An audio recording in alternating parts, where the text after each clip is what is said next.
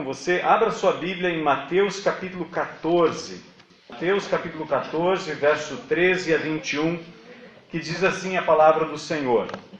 Ouvindo isso, Jesus retirou-se dali num barco e foi para um lugar deserto à parte.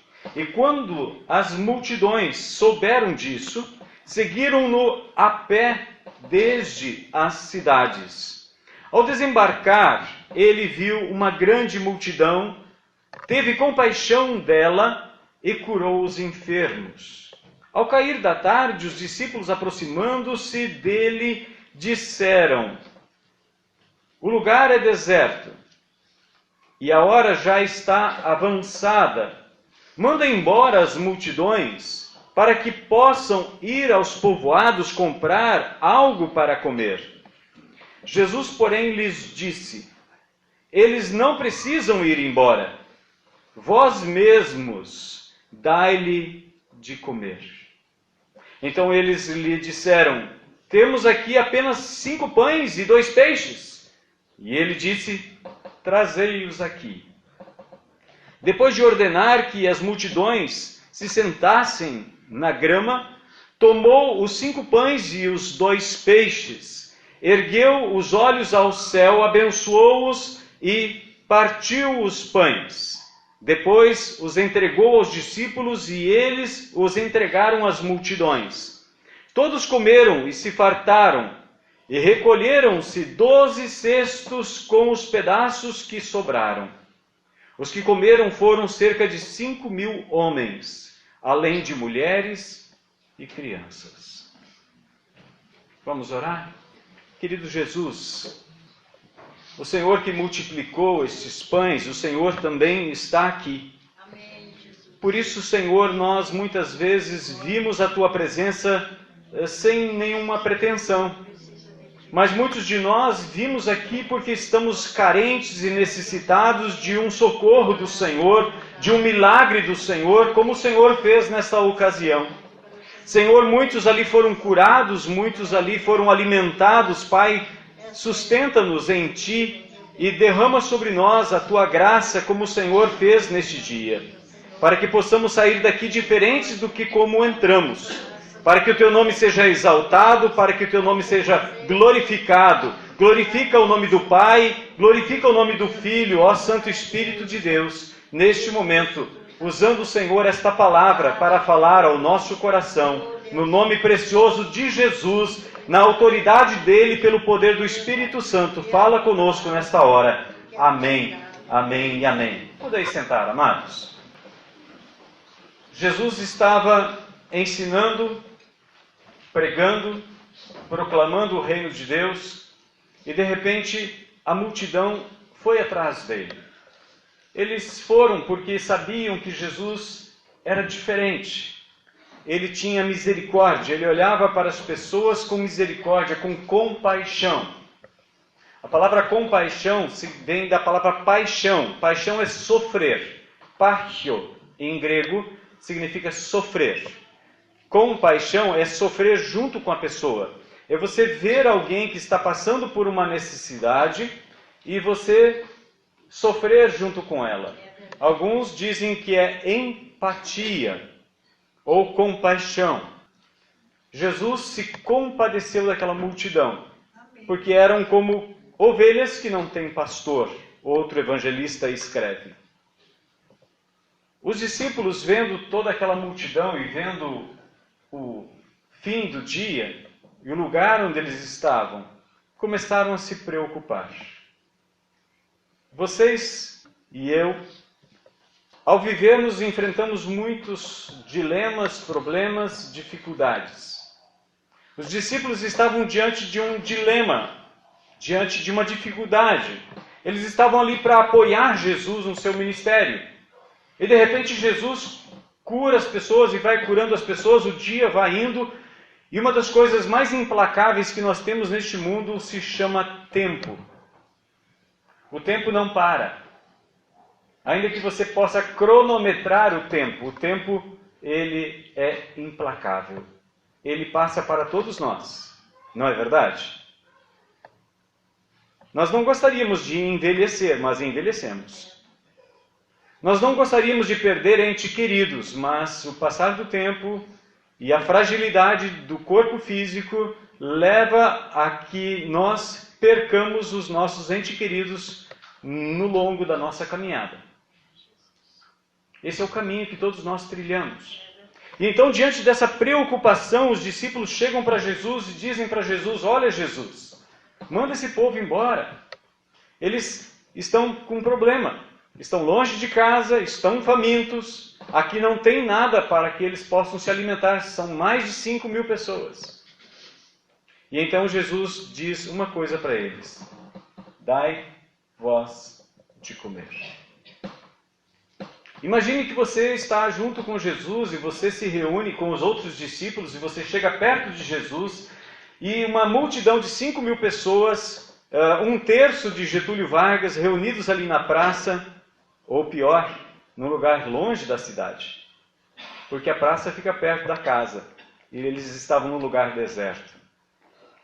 E Jesus de repente diz para você: dá você para eles comer. Eles não precisam ir embora. Será que nós não iríamos entrar em crise nesta hora? Quando você tem um problema na sua família, no seu casamento, no seu relacionamento com seus vizinhos, entre pai, filho, mãe, esposa, marido, você tem uma dificuldade, você tem um parente que está doente e de repente Jesus diz para você: olha, resolva a questão. Não é verdade que o sentimento que surge no nosso coração é de que nós estamos com as mãos e os pés atados? O que fazer? Qual é a solução? Qual é a saída? Por quê? Em primeiro lugar, nós não olhamos para a solução, nós olhamos para o problema. Nós somos tentados a fugir dos desafios e das dificuldades em lugar de enfrentá-los e solucioná-los. É mais fácil. É mais fácil deixar o problema de lado do que trazer uma solução. É mais fácil você se livrar daquela pessoa que é problema. Os professores que o digam, aquele aluno problemático que você tem na sala de aula, você gostaria que ele fosse transferido, de preferência para nunca mais voltar? Você teve problema na sua vida semelhante a isso? Todos nós temos. A gente gostaria de dormir e acordar e aquele problema ter desaparecido. Mas o problema permanece. Ele continua ali. Todos nós somos chamados para enfrentar conflitos e dilemas. Quer quando o nosso filho chega em casa com um objeto que não foi nós que demos para ele, e aí você diz para ele: o que é isso? Eu achei um celular novo. Aonde você achou? Como você vai resolver essa questão? Vai jogar ele pela janela? Você tem um dilema. Você tem que ir atrás, você tem que solucionar o problema. E não é só devolver o celular de quem ele pegou. Você vai ficar com a cara no chão de vergonha pelo fato de que ele, por não entender muitas vezes, e deixar que o seu desejo fale mais alto do que a sua razão, ele pegou simplesmente aquele objeto. A criança precisa crescer e aprender. Os discípulos de Jesus precisavam crescer e aprender. Jesus, como mestre, não poderia deixar que aqueles discípulos não crescessem.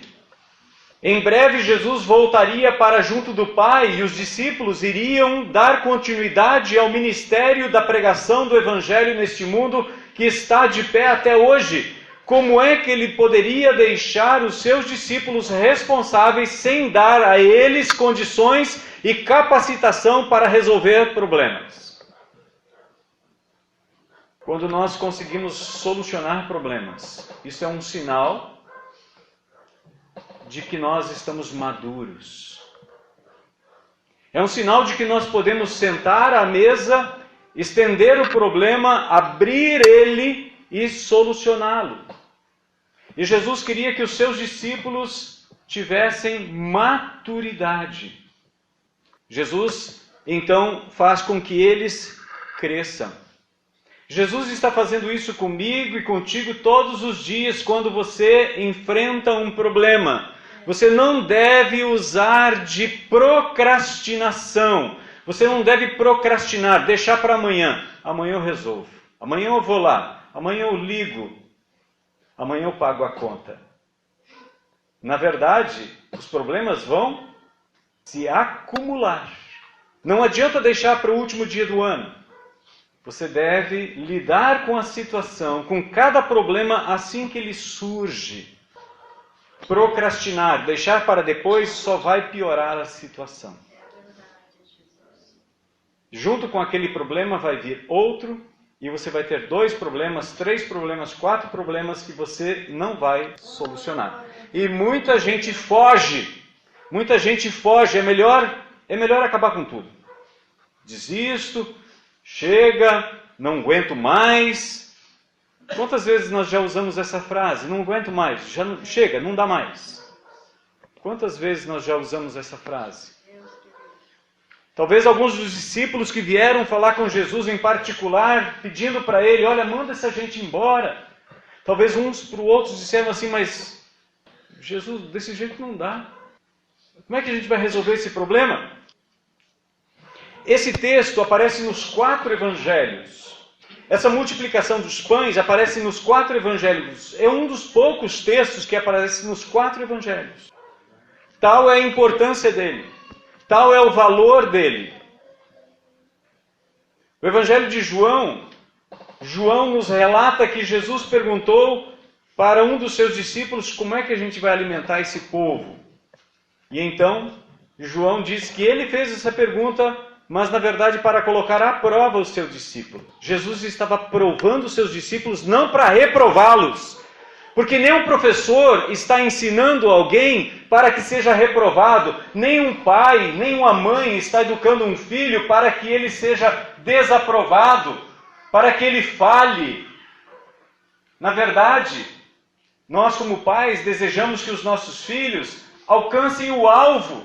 É isso que o Salmo 127, verso 3 nos diz, que os filhos são herança do Senhor. E na sequência ele diz, eles são como flechas nas mãos do guerreiro. O guerreiro é treinado, ele é capacitado, ele tem força, ele sabe atirar flechas. E ele vai atirar a flecha e ela vai acertar o alvo. Talvez o alvo para a sua vida seja o seu casamento. Talvez o alvo para a sua vida seja a sua faculdade. Talvez o alvo para a sua vida seja o seu emprego. Você está enfrentando um problema lá e você acha que sair do emprego é a melhor solução. Infelizmente, nós olhamos para a porta da saída como a porta mais fácil. Os discípulos fizeram isso. Mas será que isso resolve a questão? Fugir do problema resolve a questão? Jesus ensina seus discípulos a enfrentar a situação. Eu sei que você tem problemas na sua casa, eu sei que você tem problemas no seu trabalho. O meu desejo é que você, ao sair daqui, você diga, eu vou enfrentar essa situação e Deus vai me dar força e eu vou vencer. Eu vou vencer. Porque eu não vou vencer por mim mesmo, mas eu vou vencer em nome do Senhor Jesus. Não foram os discípulos que multiplicaram os pães, foi Jesus que multiplicou os pães. Em segundo lugar, nós somos tentados a analisar a solução com base em nossas condições. Olha só o que ele diz. Temos apenas 5 pães e 2 peixes. Em lugar de olhar para a possibilidade, para o poder de Jesus, o texto nos diz aqui que muitos vieram ali no versículo 14, ao desembarcar ele viu uma grande multidão, teve compaixão dela e curou os enfermos. Se Jesus tinha poder para curar enfermos, se ele havia transformado água em vinho, 480 a 720 litros de água transformou em vinho. Vinho para ser um vinho de alta qualidade, que foi aquilo que o homem determinou, que aquele vinho era o melhor vinho. O outro vinho que estava sendo servido até naquele momento da festa era inferior. Para você ter um vinho de alta qualidade, para que um enólogo, conhecedor do vinho, saiba que aquele vinho é de alta qualidade, aquele vinho tem que ter anos e anos. Anos e anos. E quanto tempo tinha aquele vinho? Alguns segundos. Alguns minutos. A Bíblia nos diz em João capítulo 2 que esse foi o primeiro milagre de Jesus. E a Bíblia nos diz que os discípulos estavam lá. E ela também nos diz que eles creram em Jesus. E por que eles estavam de novo com dúvidas? Será que nós também não somos assim? Nós enfrentamos um problema, cremos no Senhor, tomamos posse da palavra do Senhor, enfrentamos o problema, resolvemos ele, mas no dia seguinte, vem outro problema. E a gente senta na sombra do problema e diz: ó dia, ó vida, ó sofrimento, por que só eu? Só comigo? Parece os nossos filhos quando nós mandamos lavar a louça. Sempre eu, sempre eu. Foi a primeira vez que ele fez aquilo durante aquela semana. O outro irmão, a outra irmã fez durante os outros dias, mas aí, quando é ele, é só ele. Falta de maturidade. Deus quer que nós cresçamos em maturidade. Jesus é tão bom com a gente que Ele quer que a gente cresça. Olha o capítulo 15. A partir do versículo 29. De novo eles estão com um problema. 3 dias o povo estava andando atrás de Jesus. Estavam num lugar deserto, longe de cidade, longe de vilas. Não tinha McDonald's, não tinha fast food, não tinha torre para poder ligar, para mandar vir um sanduíche especial daquele X desse tamanho. Não tinha. E os discípulos de novo entram no mesmo dilema. Jesus então pergunta: o que vocês têm? Temos aqui 7 pães e alguns peixinhos. É suficiente. No Evangelho de Marcos, depois dessa segunda multiplicação dos pães, Jesus entra numa vila e encontra um cego. Ele pega aquele cego e leva para fora. O evangelista Marcos diz que Jesus leva para fora da vila e lá ele cura aquele cego. Primeiro ele cura parcialmente aquele cego. E pergunta para ele: você está vendo? Ele diz: olha, eu vejo uns vultos, parece árvores passando na minha frente. Aí ele age de novo e ele vem a enxergar perfeitamente. Isso é uma lição para os seus discípulos. Porque quando ele faz a segunda multiplicação dos pães, ele entra num barco e ele diz: olha, cuidado com o fermento dos fariseus. E os discípulos disseram: é porque a gente não trouxe pão. E Jesus então chama a atenção deles: não é porque vocês não trouxeram pão. Será que vocês não entendem ainda? Quando nós estávamos lá naquela situação com 5 pães, quantos cestos vocês recolheram? 12. E na outra ocasião que tinha 4.000, tinha 7 pães, quantos cestos vocês recolheram? 7. Multiplicar pães não é meu problema. Meu problema é a falta de fé de vocês. Glória a Deus. Será que Deus em Cristo não está dizendo para mim e para você nesta noite: o seu problema é a falta de fé? Não é o problema da multiplicação dos pães. O problema é a nossa fé. Lucas 18, verso 8 nos diz: quando o Filho do Homem vier, por acaso encontrará fé na terra? Essa pergunta de Jesus não exige nenhuma resposta positiva e nenhuma resposta negativa. No grego, quando é feita uma pergunta retórica, muitas vezes se exige a resposta não. Por acaso agora o sol está brilhando? A resposta é sim, não aqui, do outro lado do planeta, mas está brilhando. Por acaso agora está chovendo em nossa cidade? A resposta é não. No grego, tem 2 cláusulas que vão determinar a resposta sim ou não. Nesse caso, não existe. Jesus deixou em aberto para que eu e você decidamos. Nós é que vamos decidir se nós vamos ter fé ou não. Se nós vamos confiar no Senhor ou não. Por isso nós precisamos parar de olhar para o problema e fugir do problema. Por isso nós precisamos parar de analisar a solução dos problemas conforme a base do nosso poder, da nossa força, da nossa energia, como se nós fôssemos os capazes. Isaías 64, versículo 4, nos diz que Deus trabalha a favor daqueles que esperam nele. Você espera no Senhor? Se você confia nele, ele fará infinitamente mais do que você está pedindo ou pensando. Amém? Amém. Terceiro lugar, nós somos tentados a olhar para o provimento e não para o provedor. Eu tenho tantos reais, e se eu fizer um empréstimo no banco, eu posso fazer mais isso, mais aquilo. A gente olha sempre, a gente é tentado a olhar sempre para o provimento e não para o provedor, que é Deus. Deus diz em Ageu: minha é a prata, meu é o ouro. Tudo pertence a Deus, nós somos apenas administradores dos bens terrenos. Nós somos responsáveis. Quem faz multiplicar é o Senhor. Amém. É Ele quem faz multiplicar.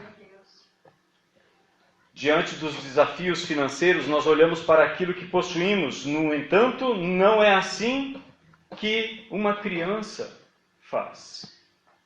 Uma criança chega numa loja, ela vê um objeto, ela confia que o seu pai tem condições para comprar aquele objeto. Por isso ela pede com fé: pai, dá para mim.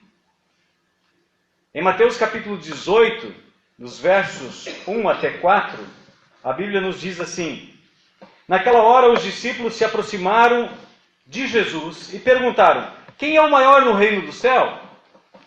Jesus chamou uma criança, colocou-a no meio deles e disse: em verdade vos digo que se não vos converterdes e não vos tornardes como criança, nunca entrareis no reino do céu. Portanto, quem se tornar humilde como esta criança, esse será o maior no reino do céu. Isso é fé. Fé de uma criança. A criança confia que o seu pai vai protegê-la.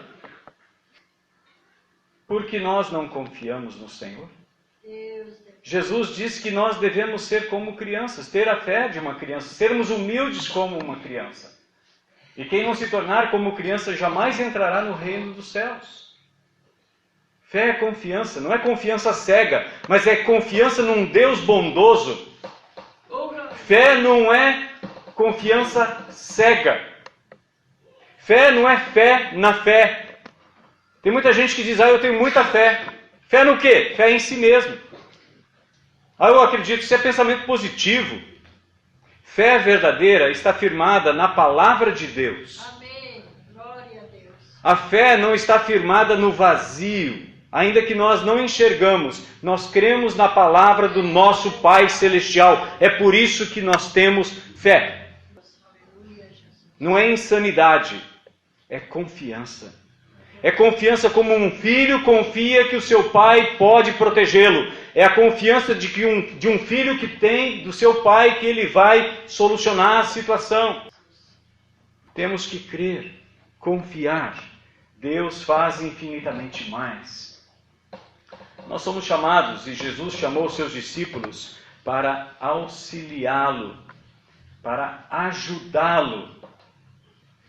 Jesus não chamou os seus discípulos para que eles resolvessem os problemas, mas para auxiliá-lo. Nós queremos agir como se tudo dependesse de nós.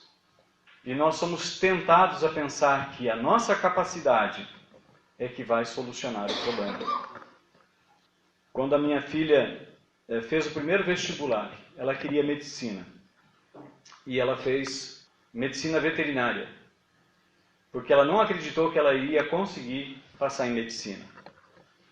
A minha esposa disse para ela: você mediu Deus pela sua fé. Se você queria medicina, você deveria se esforçar, orar, e buscar, e se empenhar. Hoje ela é médica, formada. Ela abandonou a veterinária porque não era isso que ela queria. Não era isso que Deus tinha colocado no coração dela. Por que você desiste dos seus sonhos? Por que você desiste? Muitos morrem na gênese. Tem muita gente morrendo na casca. Tem muita gente desistindo. O número daqueles que desistem é maior do que daqueles que são perseverantes. E daqueles que nem tentam é ainda maior. No reino de Deus, quando a Bíblia fala sobre fé, não é quem chega em primeiro, não é quem tem a fé maior. A galeria da fé de Hebreus capítulo 11 nos ensina isso. No capítulo 10, ele encerra o capítulo 10 dizendo que na corrida da fé não ganha quem chega em primeiro lugar. De acordo com os padrões do mundo, ganha quem chega em primeiro, mas só um é coroado. Na corrida da fé, ganha quem não desiste. Não importa se você chegou lá mancando, arrastando, ganha quem não desiste. Perseverança. Fé e perseverança são as duas coisas que dão projeção para que nós possamos continuar correndo. Mesmo que esteja engatinhando. É como o ditado chinês que diz, não tenha medo de ir devagar, tenha medo de parar. Nós não podemos parar, desistir jamais. Hebreus capítulo 10, versículo 39 diz assim, nós não somos dos que retrocedem para a condenação, somos daqueles que perseveram para a vida eterna, para a salvação. Amém? Em quinto lugar, nós somos chamados para organizar o rebanho. As células que nós temos em nossa igreja, na verdade, é uma maneira de organizar o rebanho do Senhor Jesus, para que todos sejam alimentados. Hoje à noite nós estamos aqui meditando na palavra de Deus. Aqui é a panela que está cozinhando. Mas quando chega lá na célula, lá o alimento vai ser propício para todos. Por quê?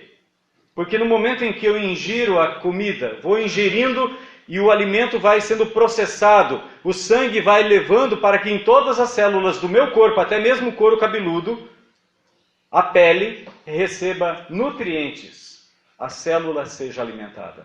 O sistema de células, na verdade, é a maneira de Deus estabelecida na igreja primitiva. Eles se reuniam de casa em casa e no prédio, no templo, para orar e para buscar a Deus, para ensinar a palavra do Senhor. Amém? Então, você faz parte desse projeto de Deus. Não é apenas aqueles discípulos que estavam com Jesus naquele dia. Que ele diz, olha, organiza o povo aí, faz sentar em número de 50 e de 100. Agora, distribuam o pão para que todos sejam alimentados. Agora, recolham o que sobrou.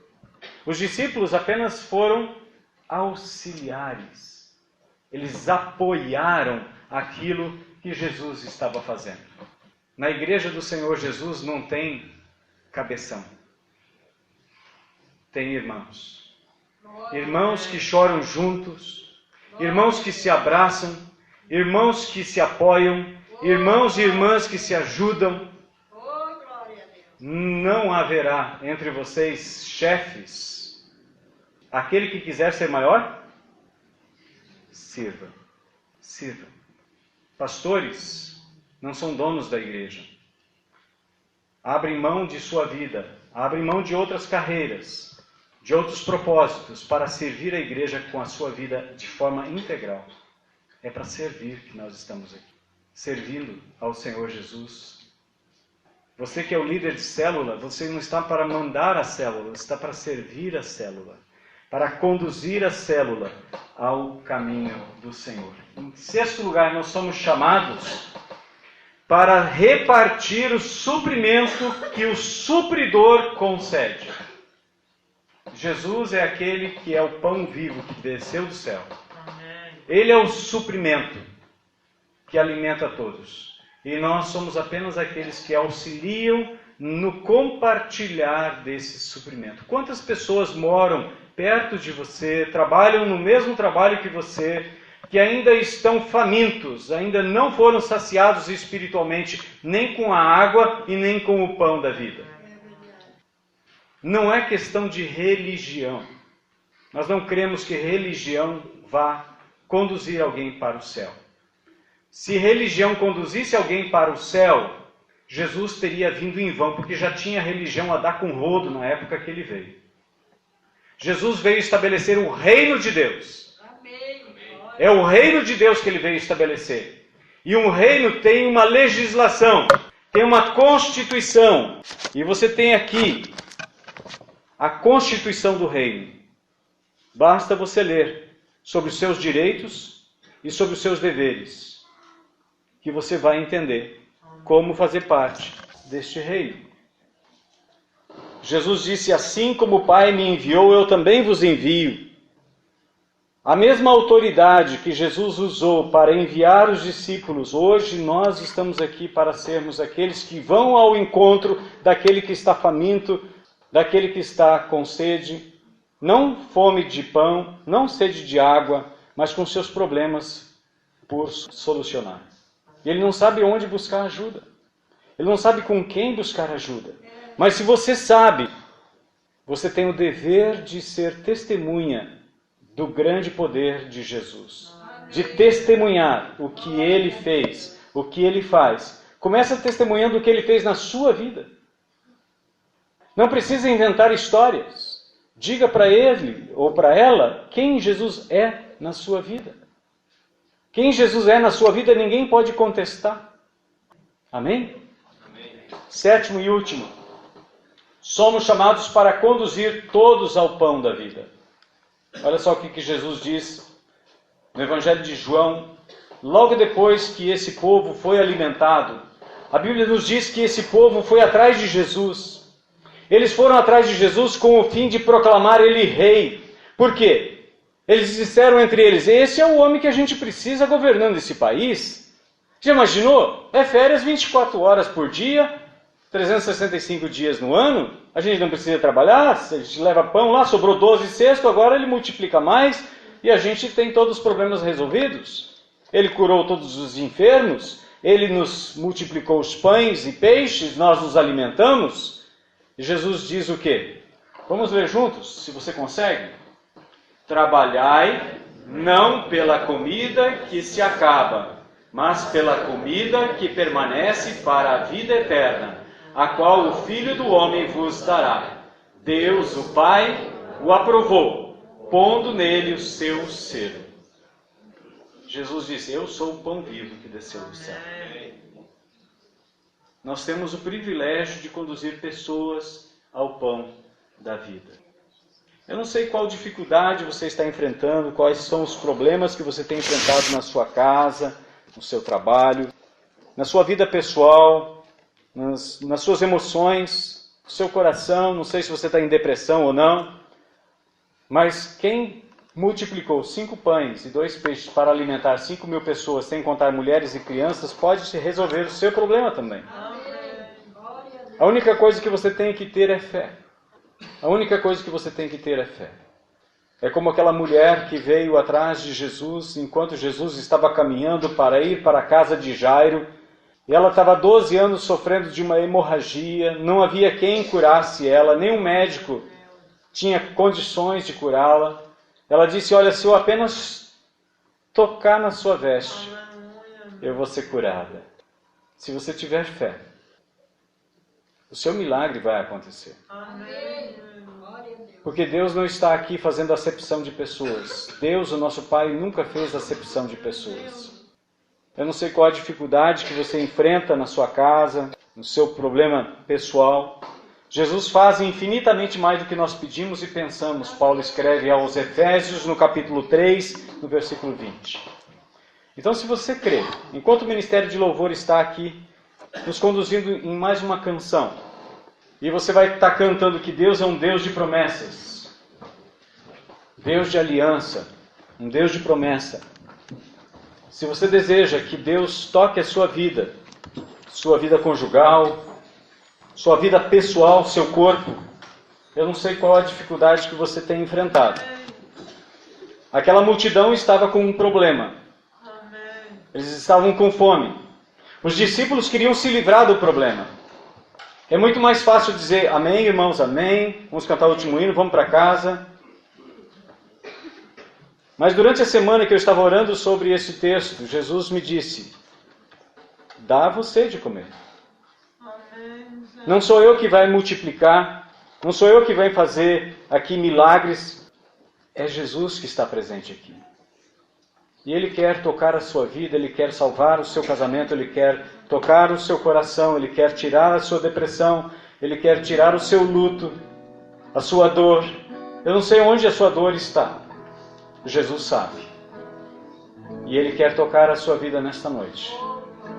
Se você deseja que o Senhor Jesus faça um milagre na sua vida, em seu coração, na sua família, eu não sei por quem você está orando, ou por quem você está intercedendo diante de Jesus. Mas eu creio, pela graça do Senhor, assim como Ele multiplicou aqueles pães, Ele pode multiplicar sua graça, seus milagres, para que você hoje receba essa bênção do Senhor. Enquanto nós cantamos essa canção, se você deseja que o Senhor toque a sua vida, transforme a sua vida, venha de onde você está, aqui na frente nós queremos orar, impor as mãos sobre você, declarar a bênção do Senhor sobre a sua vida, sobre a sua família, sobre o seu trabalho, sobre o seu corpo, sobre as suas emoções. Deus quer nos levar íntegros. Jesus disse: eu vim para que vocês tenham vida e vida plena. Em Cristo nós podemos. Creia, tão somente creia. Vamos se colocar em pé?